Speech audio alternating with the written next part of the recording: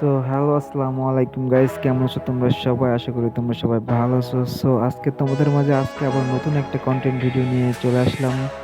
So ভিডিওটা হচ্ছে একটা মিনি গার্মেন্টস ফ্যাক্টরি। এখানে সকল প্রকারের শার্ট প্যান্ট পাঞ্জাবি এগুলো তৈরি করা হয়।